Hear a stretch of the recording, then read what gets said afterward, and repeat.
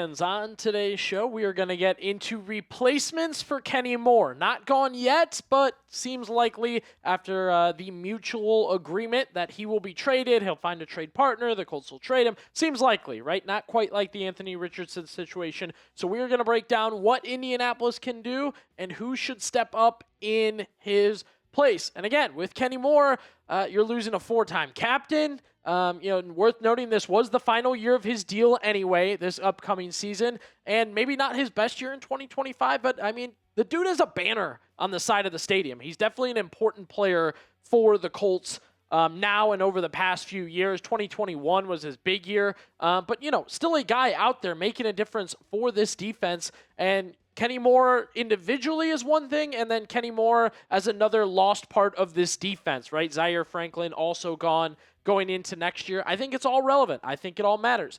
The Colts, I feel like this deal's likely to get done, so it's worth looking at who should replace him, could replace him, not just off the field, right? Like I said, as a captain, veteran, leader, good person all around, but obviously the stats that he has put up and made a difference with for Indianapolis over the years. He's been a great story, a guy that was cut by the Patriots, brought in for the Colts, and has really stuck with this team. And again, multiple years as a captain, leader, and playmaker for the Colts, which is why, before we get into his replacements, hit that thumbs up button. Like the video to thank Kenny Moore. However you feel here at the end. It's not like you didn't have some good times with Kenny Moore. I like Kenny Moore. Let's hit that thumbs up button, say thank you.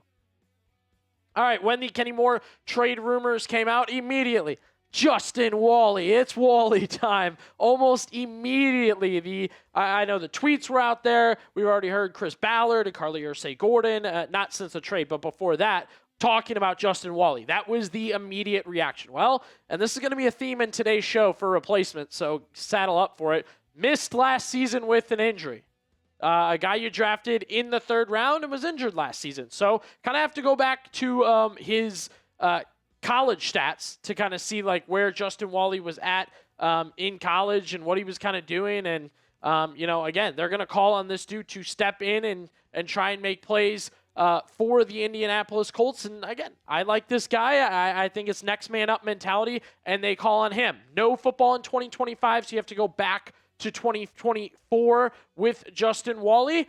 Take a look. Solid Big Ten defensive back, a guy that went into the Big Ten, made plays, went out there, did good things in general, and definitely impressed the Colts enough that the Colts wanted him to join their roster. Upsetting he wasn't around in 2025. You have to go back to November 2024 to actually talk about his football and what you've seen from him football-wise, which is tough because I know he also was injured in 2024. He had a wrist injury at the end of that season. So, at this point in time, he is the first name mentioned as the guy to step up at the nickel position, but he hasn't played since November 2024. I think that's worth noting. I think that's notable. High upside guy. However, you haven't seen him play football in a long time. So, yes, it's next man up. Technically, he is the next man up. However, that doesn't mean the Colts need to just settle and stay on Justin Walley. Next guy up is the fan favorite, the guy, right? All of you want him. D'Angelo Pons, the corner from Indiana. We've talked about him plenty, and that was before Kenny Moore was going to get traded. You want him? You like the idea. His dad likes the idea as well. This was after the Kenny Moore trade request, whatever, mutual agreement. D'Angelo Pons' dad said, thinking what I'm thinking, I think that's what a lot of Colts Nation is thinking right now, is D'Angelo Pons coming to Indianapolis. We've done some really in-depth breakdown stuff with him just because, like I said, before Kenny Moore was a trade option, we liked the idea of D'Angelo Pons anyway. He's the ability to play nickel, slot, the inside, or outside, get physical, play bigger players. Yes, tad undersized. I think that's a big thing with him, and I can actually tell you that because we've seen him in person at the Combine, and we went one-on-one at the Combine. If you missed that episode too, we did that. But makes up for it. Dude's super physical, real dog in him. Make sure he's taking the one-on-ones extremely, to a physical level to make sure he can get a good matchup.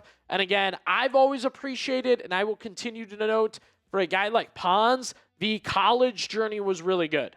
He was one of the James Madison guys that came with Curt Cignetti to Indiana, stepped up, made plays and looked really, really good on a national championship defense. So, yes, Pons is a perfect fit for the Indianapolis Colts. Again, you can play that inside, can play outside, gets physical with receivers, good coverage stuff, ability to get to the ball. He's got it all, in that corner realm that you really want a guy to have in this scenario.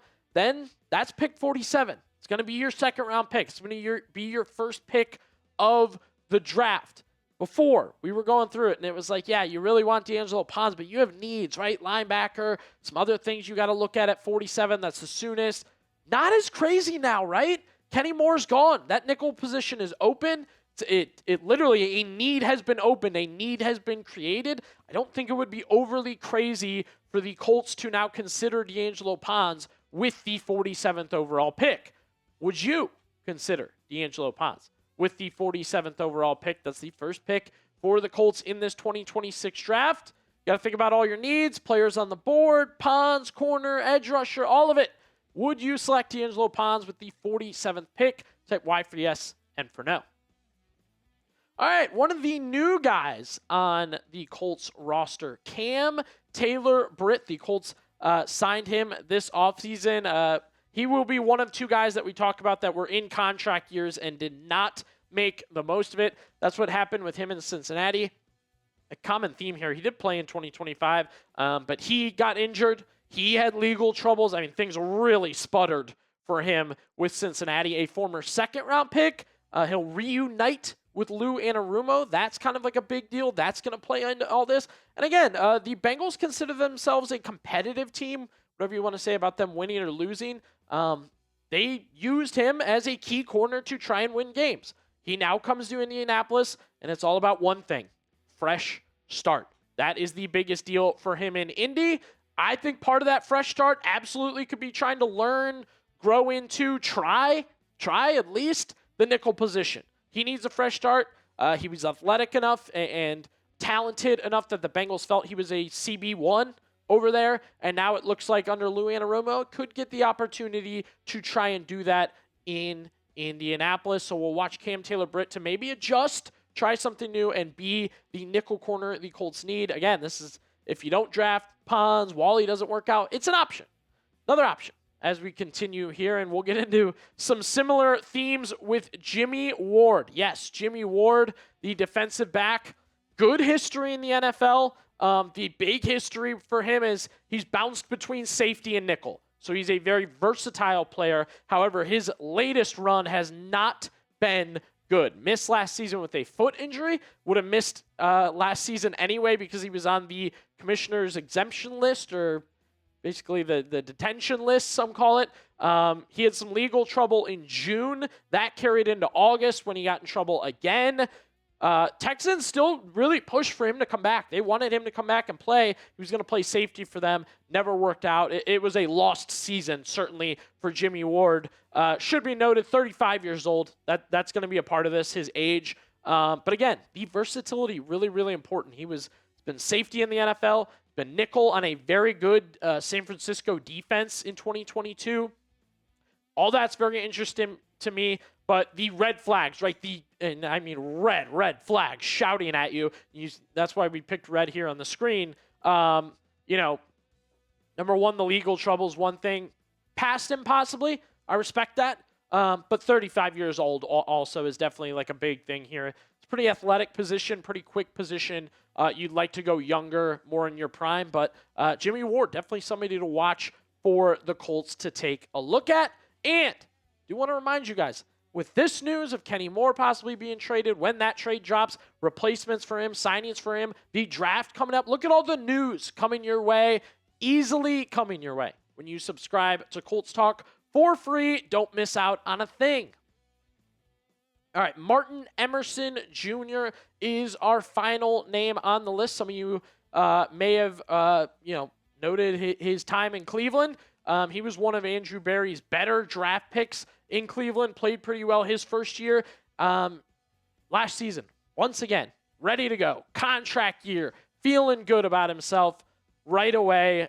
Tears his Achilles to begin the season. Just devastating for Martin Emerson. He was heading into a contract year, and we do know he's getting NFL interest. He did recently visit the Texans. That's worth noting. I think both for, the validation that other teams are interested and like, hey, keep an eye out. He may be signed relatively soon here. I will note, Emerson has experience at nickel and was always a solid corner for Cleveland. That's my personal opinion with him. They kind of had like a Denzel Ward, Emerson, Newsome. They were trying to find the right fit for everybody, and Emerson did play some nickel during that time for Cleveland. And again, solid corner for them. I don't want to make him out to be any sort of star, but he was a solid corner going into a contract year. He wanted Cleveland to pay him. He wanted free agency to pay him, and it just ended, unfortunately, with the torn Achilles. Maybe the Colts can bring him in, give him a tryout, help him rebuild. You look at all these guys with injuries, and this is a guy entering his prime, right? He's supposed to be getting contract number 2 right now and in the prime of his career. A lot of options to replace Kenny Moore here on the list that we made today. We will keep you updated here on Colts Talk. Can always let us know on this list who you think should replace him, and or if you have another name in mind. Get down in the comment section, let us know, and be sure to subscribe.